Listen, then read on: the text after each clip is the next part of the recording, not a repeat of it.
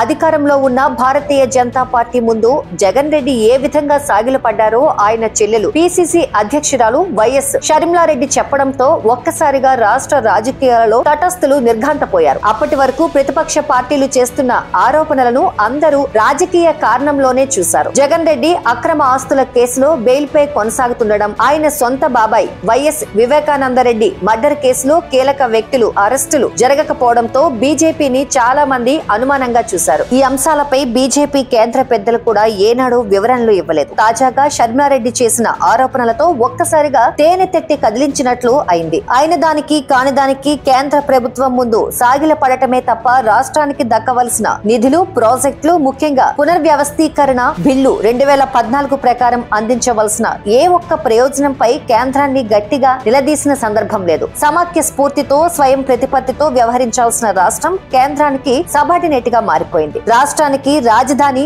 లేనే లేదు. ఏ రంగంలో కూడా పెట్టుబడులు రావడం లేదు. పోలవరంతో సహా సాగునీటి ప్రాజెక్టులన్నీ నిద్రలోకి జారుకున్నాయి. క్లుప్తంగా చెప్పాలంటే రాష్ట్రాన్ని జడత్వం ఆవరించింది. అభివృద్ధి విషయంలో రాష్ట్ర ప్రభుత్వం నిస్తేజంగా, నిర్వికారకంగా, శిలాసదృశంగా మారిపోయింది. ఒక్క అవినీతిలోనే క్రింది స్థాయి నుంచి పై స్థాయి వరకు అత్యంత చురుకుగా వ్యవహరిస్తోంది. ఈ పరిస్థితులను గమనించినప్పుడు ఎవరికైనా రాష్ట్ర భవిష్యత్తు పట్ల దిగులు, బెంగ కలగక మానవు. ప్రజల విషయానికి వస్తే అధికారంలోకి వచ్చిన తొలి రోజు నుంచే ప్రజల దారి ప్రజలది, జగన్ రెడ్డి దారి జగన్ రెడ్డిది అన్న చందంగా ఉంది. ప్రభుత్వంలో ప్రజల భాగస్వామ్యం అనేది లేనే లేదు. ఈ 5 ఏళ్లలో మీడియా ద్వారా ప్రజలతో తన భావాలను, ఆలోచనల్ని వైఎస్ జగన్ రెడ్డి పంచుకున్న సందర్భమే లేదు. ప్రజల తరపున ప్రశ్నలు అడిగే మీడియాను ఎదుర్కోవడం ఆయనకు ఇష్టం లేదు. దారుణం ఏమిటంటే ప్రజలకు సంబంధించిన కీలక అంశాలన్నీ మంత్రులు కూడా మాట్లాడారు. పిడుక్కి బియ్యానికి ఒకటే మంత్రం అన్న చందంగా అంగన్వాడీల సమ్మె, ప్రభుత్వ ఉద్యోగుల డిమాండ్లు, ప్రతిపక్ష పార్టీ నేతలపై చేసే విమర్శలు, ఇలా ప్రతి అంశంలో ప్రభుత్వ సలహాదారు మాత్రమే మీడియా ముందుకొస్తున్నారు. ఒకరిద్దరు మంత్రులైతే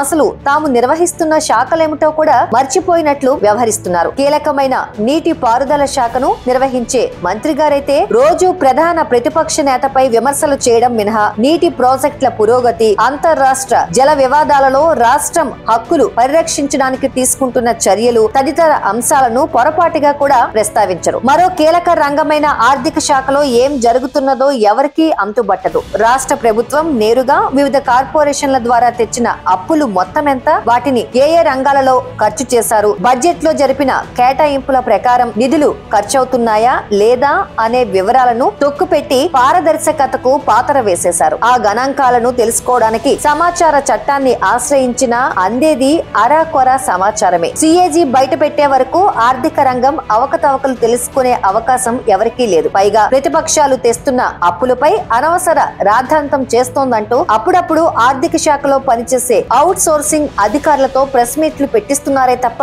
ప్రజలకు జవాబుదారీ వహించే రాజ్యాంగ బాధ్యత ఉన్న ఆర్థిక మంత్రి స్పందించరు. పైన చెప్పిన జగన్ రెడ్డి వ్యక్తిగత అంశాలతో పాటు ఇప్పుడు చర్చించుకుంటున్న ప్రజా ప్రయోజనాల గురించి కూడా కేంద్రంలో అధికారంలో ఉన్న బీజేపీ మాట్లాడటం లేదు. రాష్ట్ర బీజేపీ అధ్యక్షురాలు కొన్ని అంశాలపై ఉద్యమాలు చేయడానికి ప్రయత్నించినా కూడా రాష్ట్ర బీజేపీ నేతలే సహకరించని దుస్థితి ఉంది. ఇవే విషయాలను షర్మిలారెడ్డి ప్రశ్నిస్తున్నారు. దాంతో మొహం వేలాడేసుకోవడం వైసీపీ నాయకుల వంతవుతుంది. షర్మిలారెడ్డి వేస్తున్న ప్రశ్నలకు జగన్ రెడ్డి దగ్గర సమాధానాలు లేకపోవడంతో ఆమె వ్యక్తిగత విషయాలపై విమర్శలు చేస్తున్నారు. అయితే ప్రజలు అన్ని విషయాలను గమనిస్తున్నారు.